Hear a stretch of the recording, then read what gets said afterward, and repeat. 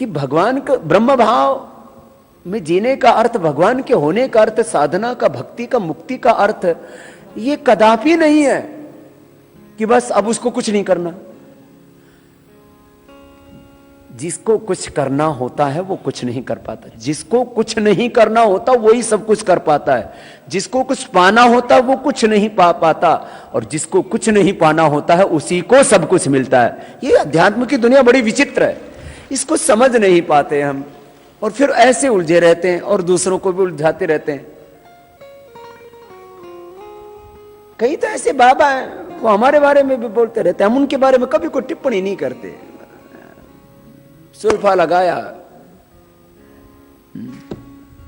बस बड़बड़ाने लग गए।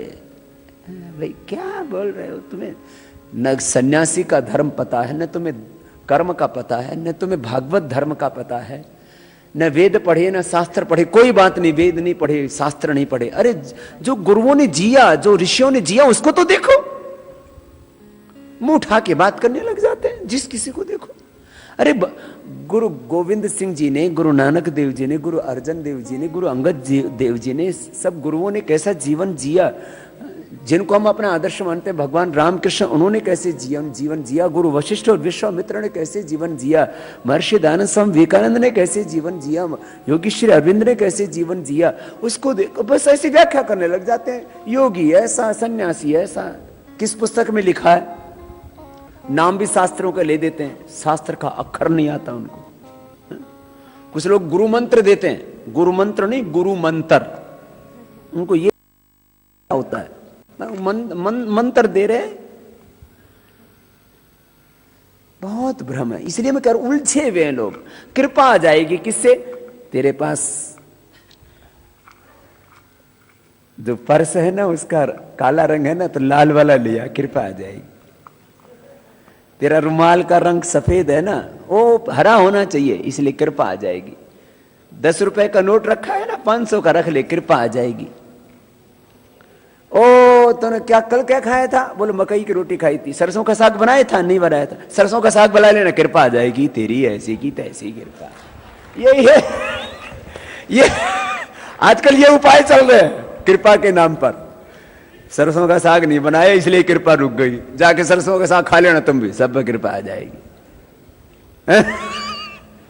अच्छा बोले वो अच्छा वो इडली बनाई थी? हाँ। चटनी नहीं बनाई? बोले हाँ बाबा जी चटनी बनाने तो भूल गए थे। बोले जा वो टमाटर की चटनी बना के खा लेना, कृपा आ जाएगी।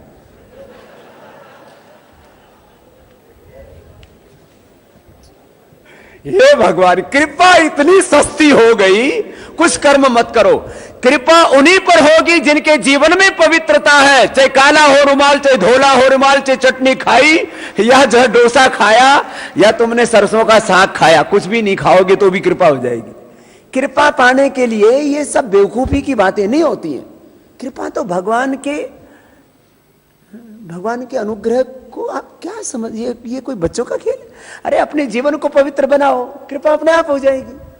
कृपा भिखारियों पर नहीं होती, अधिकारियों पर। कृपा के आगे क्या बोलते हैं? बोलो, कृपा के क्या बोला जाता है? कृपा पात्र। क्या बोला जाता है? पात्र। पात्रता पैदा करो। अच्छा चलो, अभी मेरे पास है नहीं, एक कमंडल लेकर के जाऊं मैं, और उस कमंडल के अंदर गोबर भरा हुआ हो, और मैं मैया से बोलूं मैया दूध दे दो, तो मैया क्या कहेगी?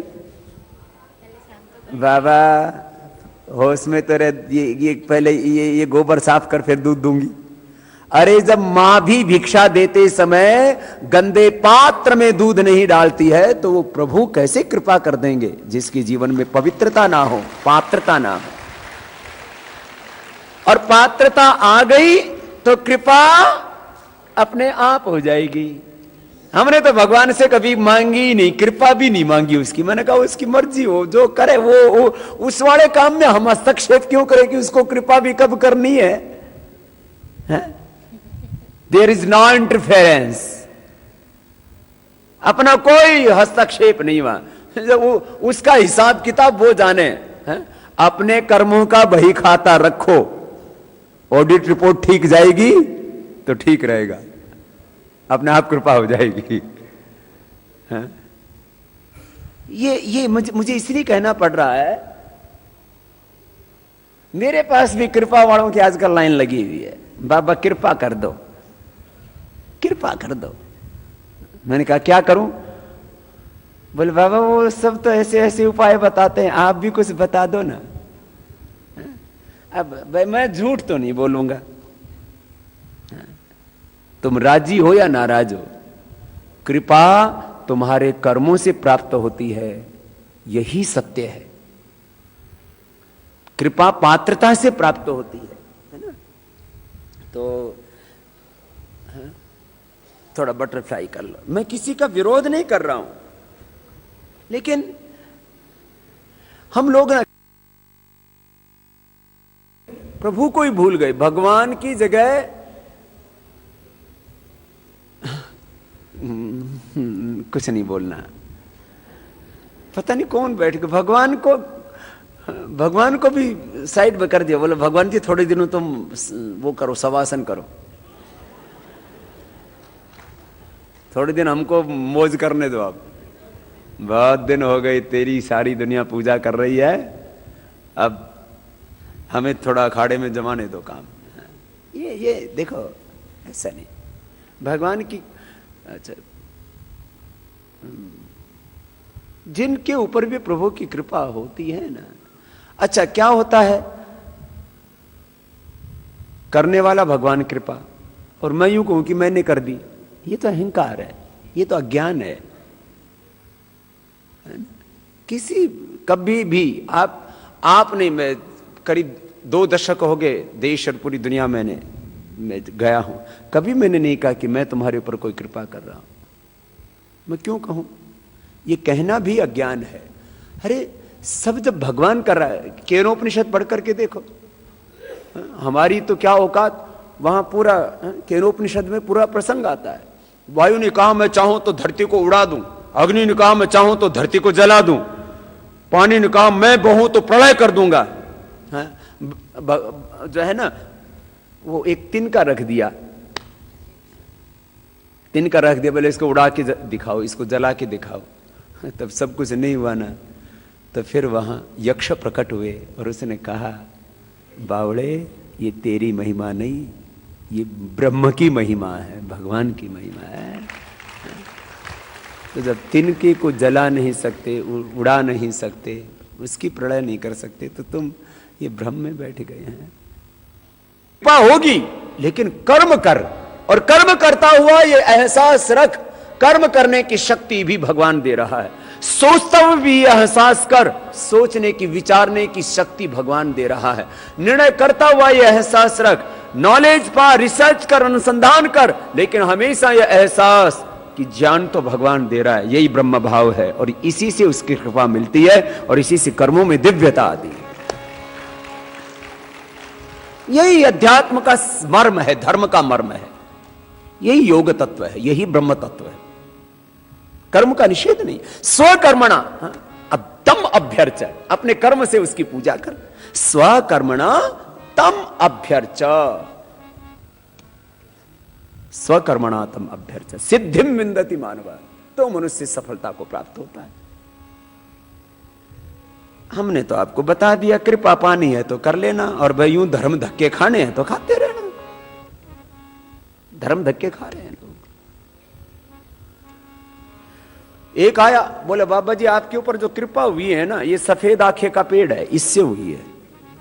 अरे मैंने कहा हम इतनी मेहनत कर रहे, इतना पुरुषार्थ कर रहे, तो ना सारा क्रेडिट इस आंखें के पेड़ को दे दिया, दूसरे दिन कटवा दिया मैंने वो। मैंने कहा आप रुकवा के दिखाओ कृपा कहां से रुकती है। इसलिए कि ये सारा अज्ञान,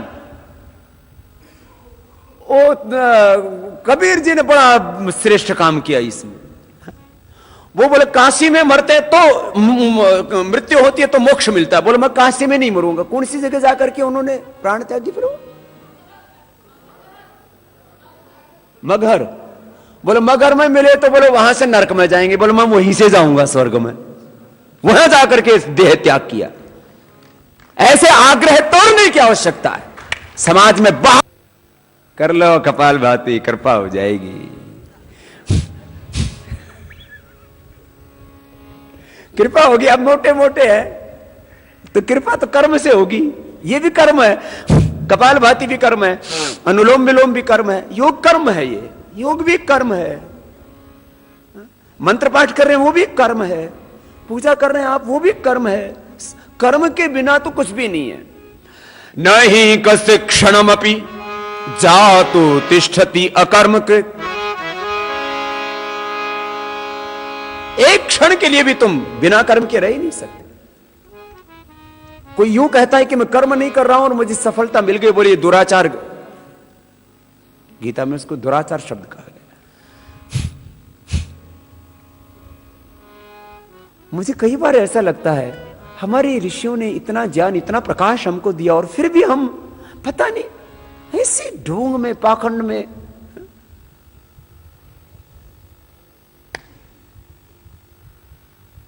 आज धर्म के नाम पर कितना भ्रम। एक आदमी के ऊपर, मैं पिछले दिनों उत्तर प्रदेश गया हुआ था, एक एरिया से गुजरा था, हमारे एक मित्र हैं आचार्य स्वदेश जी, वो सुना रहे, हाँ हकीकत की कहानी है ये, मनगढ़ंत कथा नहीं है, कपाल भाती कर लो ना थोड़ा सा। एक आदमी के ऊपर कर्जा हो गया 20-25 लाख रुपए का, तो गांव के लोग बैठे हुए थे, एक उसमें मजाक किया था, उसने कहा बोले भाई हिंदुस्तान में कर्जा उतारना तो बहुत सरल काम है। बोले कैसे? बोले देख मैं उपाय बताता हूं। बोले जयपुर जा, वहां मूर्तियां बनाते हैं भगवान की, और कई बार वो मूर्ति में जो है घड़ते घड़ते चोट थोड़ी सी भी गलत लग जाए तो कई बार उसका खंडित हो जाती है, तो फिर वो उसको अब बेकार हो गई। तो बोले अब गर्दन में चोट लग रही और यहाँ थोड़ी भी गलती हो गई तो टूट गई, तो वो वहां से एक सर कटा देवता ले आया और ला करके अपने गांव के तालाब में फेंक दिया और फिर शुरू कर दिया और तमाम तरह की कहानियां शुरू कर दी। अब गांव वाले बोले इसमें क्या आ गया? तो बोले मैं वो देता हूं और तुम्हें शर्म नहीं आती? तुम इतने दिनों से उस तालाब के अंदर मलमूत्र करते हो, गोबर करवाते हो अपने गाय भैंसों से, मेरा अपमान करते हो, तिरस्कार करते हो, तुम्हारा विनाश कर दूंगा। और तमाम तरह के ढोंग पाखंड किए उसने। तो गांव वाले सब परेशान भाई। फिर दूसरे दिन देवता आ गया, तीसरे दिन आ गया, गांव वाले सोच भाई विनाश होगा गांव का। तो बोले महाराज इसका उपाय भी तो बताओ। बोले इस तालाब में इतने फीट पर वहां पर मैं पड़ा हुआ हूं, निकाल करके मेरी पूजा करो। तो लोग सोचे भाई इस गांव में ये देवता कहां से? बोले महाराज कृपा करके बस आप ही दर्शन दे दो। उसको तो पता था, उसने तो वहीं डाल रखी थी, लगाई डुबकी, लेकर के आ गया। आस पड़ोस के ये गांव की, वो गांव का नाम भी मैं पूछ के बता सकता हूं, पूरे आस पड़ोस के गांव सब आने लग गए। 2-3 महीने में 50 लाख रुपए से ज्यादा आ गया, उसका कर्जा उतर गया। ये है सिरकटा देवता, ये एकदम सच्ची बात है। सिरकटा देवता ऐसे इस देश में, वो इसको पता है। कहां था वो?